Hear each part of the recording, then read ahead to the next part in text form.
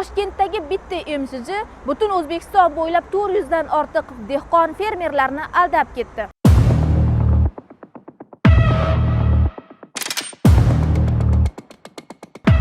Agrostroy lizing bilan shartnoma qilib, qishloq xo'jalik texnikalarini sotib olganmiz. 417 odamni. Ayblanuvchi qilib turib, texnikani qaytarib olish to'g'risida sudga beryapti.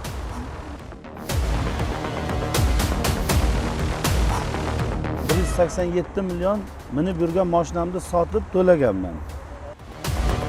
6 million qancha dirham ishtirok chiqarib berdi. Men o'zi jabrlanuvchiman.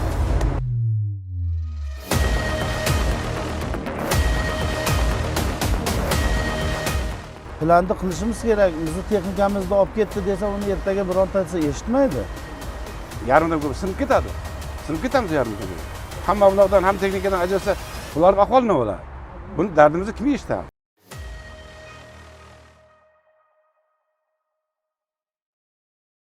Kuzda O'zbekiston och qolishi mumkin. Toshkentdagi bitta emsichi butun O'zbekiston bo'ylab 400 dan ortiq dehqon fermerlarni aldab ketdi. 500 ga yaqin dehqonlarning texnikalari, traktorlari tortib olinmoqda va ular dalalarda ekin-tekin ishlarini amalga oshira olmayapti. Biz mana shu respublikaning turli viloyatlaridan, turli tumanlaridan mana shu 2024, 23, 22-yillar davomida Agrostroy lizing bilan shartnoma qilib, qishloq xo'jalik texnikalarini sotib olganmiz. Ya'ni shartnomaga asosan. Kimdir 300 minglik shartnoma, kimdir 500 minglik, kimlar 1,5 milliardlik shartnoma asosida texnika olingan. 2023, 22, 23 va 24, 25-yillarda olingan texnikalarni haligacha bizni o'zimizning nomimizga rasmiylashtirib bermayapti. Hozirgi kunda desak, o'sha 417 taning nomidan gapiryapman. O'shalarning men bittasiman. Gap shundaki, Agrostroy Leasing kompaniyasi boshqa bir kompaniya Artum Investga tegishli qishloq xo'jaligi texnikalarini dallol sifatida foiz evaziga dehqon fermerlarga tarqatgan. Ammo tuzilgan shartnomalarda texnikalarning boshqa firmaga tegishli ekani yozilmagani uchun ham fermerlarning bundan xabari bo'lmagan. Shartnoma shartlariga ko'ra, to'lovning bir qismi oldindan, qolgan qismi esa 1 yil davomida bo'lib to'lanishi kerak edi. Endi 2025-yil dekabr oyida bilyapmizki, Agrostroy lizingda Artum Trans Invest sudga bergan. Meni pulimni to'lamayapti deb. Chunki o'shalardan olingan texnikani bizga bergan. Uni bizlarga o texnikani olib ketish paytimizda u texnikaning hujjatlari bizga ko'rsatilmagan. Biz bilmaganmiz Artum Trans Invest texnikasi ekanini bilmaganmiz. Shu yerda o'sha texnikaning hujjatlarini 20 kun, 1 oy, 40 kun, 2 oy, 3 oydan keyin bergan. Bizlarda o'sha paytda texnikalarimiz hammasi poliyada ishlayotgan edi. Endi xabarimiz yo'q. Bular endi so'ralganda o'zimizning ichimizdagi buni turini emchilar bular degan. Bizlar hujjatni sizlarga qilib beramiz degan. Ular qilib bermaydi degan. Bizning qaramog'imizda deb tushuntirgan. Hammani aldov yo'l bilan aldab kelib shu kechagacha olib keldi. Endi bu aldov 2025-yil dekabr oyidan boshlab ma'lum bo'lib qoldiki, chunki Artum Trans Invest Agrostroy lizingni sudga bergan. Meni pulim to'lamadi deb. Endi haqiqatan shunday bo'lib chiqyaptiki, u pulim to'lamagan bo'lib chiqyapti. Deyarli qancha miqdorini bilmadik, endi uni bilmadim. Endi bankrotsa e'lon qilyapti Agrostroy lizingni. Agrostroy lizingning bankrotsa e'lon qilyapti-dagina uning raisini, sudning raisi Chotov degan odam bo'lyapti. Chotov degan odam endi jabrlanuvchi bo'lyapti-dagina ayblanuvchi qilib bizlarni mana shu bizlarni 417 odamni ayblanuvchi qilib turib texnikani qaytarib olish to'g'risida sudga beryapti. O'sha eshityapman, hozir ikkitasini texnikasini qaytarib olib ketgan. Endi korxona birin-ketin fermerlar bilan sudlashishni boshlagan. Traktorlarning pulini to'liq to'lab bo'lgan fermerlar esa respublikaning turli hududlaridagi sudlar tomonidan javobgarlikka tortilgan. Ayrim sudlarda ish fermerlar foydasiga hal bo'lsa, boshqalarida bankrot bo'lgan firma g'olib chiqmoqda va ham puliga, ham texnikasiga, ham mehnati va vaqtiga kuygan fermerlar tag'in jarima to'lashga majbur bo'lyapti. O'sha birinchi to'lovini 187 million minib yurgan mashinamni sotib to'laganman. 187 million. Qolganini 1 yil davomida 12 million 750 mingdan 1 yil davomida to'ladim. To'lab bo'lgandan keyin 1 oy ichida dokument qilib beramiz deyishdi. Ularga ishonib yurdik. 1 oy o'tgandan keyin xuddi boya akamga aytganda 1 oy, 2 oy deb mana 2024-yil traktorni olganman. 25-yil mart oyida to'lab bo'lganman pulini 100%.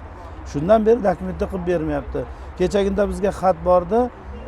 Bizni aybdor qilib Artum Transservis nomidagi texnikani olib ketgansizlar deb sudga berishibdi. Shundan beri 4 marta sudga bordik. Sudda ham bir ijobiy anov bo'lgani yo'q bizga. Kecha sudga chaqirdim. Jabrlanuvchi sifatidami? Jabr yo'q. Javobgar. Sud ko'rib chiqib, mana shunaqa hozir olgan holatimni aytsam, bular iltimosnoma tashlab berdi, uni bersam uni ko'rmadi. Mana shartnomani ko'rsatdim, mana shartnomasi bor. Mana to'lov kvitantsiyalari hammasi bankdan to'laganman, naqd pul bermaganman. Desam, buning dedi, qonuniy emas dedi. Shartnoma. Qonuniy emas. Qaysi bankdan to'lagansiz? Agrobank. Yo'q, shartnomani qonuniy emas dedi. Bular bergan shartnoma qonuniy emas deb turib, traktor Agrostroy lizingga qaytarishga nima chiqarib berdi? Ijroga chiqarib berdi. Menga 6 million qancha dirham ishtirok chiqarib berdi. Men o'zi jabrlanuvchiman. Qancha pulga kuygansiz? 305 million pul to'laganman. Ham 305 million pul to'lab, ham yana ishtirok to'layapti, chiqarib beryapti menga. Biz keyin dokumentlarni olib borib sudda biz yutib chiqdik. Endi yutib chiqqanda sud qanday qaror berdi sizga? Sud o'sha nimani berdi? Ana Egalik huquqi berdimi? yo'q. Nimani o'zimizda qolib turish nimasini berdi xolos. O'zimizda qolib turish degan gap Ha. sudda yagini bo'lgancha. Bo'lguncha, ha. Sudda yagini bo'lgancha sizlardan olmay turadi. Bizda olmay turadi deb qaror berdi. Shu narsa bor xolos. Lekin egalik huquq bergan yo'q. Yo'q. Hujjatlashtirib, rasmiylashtirib. Yo'q, uni bergan yo'q. Dehqon fermerlar muammo yuzasidan bir qancha mas'ul idoralarga, hatto prezident qabulxonasigacha murojaat qilgan, lekin afsuski natija yo'q. Bu holat bo'yicha qaysidir davlat tashkilotlariga, davlat idoralariga murojaat qilganmisiz? O'tgan safar davlat murojaatlarga murojaat qildik. Qishloq xo'jaligi vazirligiga bordik, murojaat qildik. Qishloq xo'jaligi vazirligiga murojaat qilgandan keyin bitta mening nomimdan murojaat qildik. Ariza bitta olindi, lekin bular ilova qildi. Endi menga kecha telefon qilishyapti. Qishloq xo'jaligi vazirligi adliya bo'limiga beribdi. Adliya bo'limi Respublika fermerlar kengashiga beribdi. Respublika fermerlar kengashining Samarqand bo'limi yuristi menga telefon qilyapti.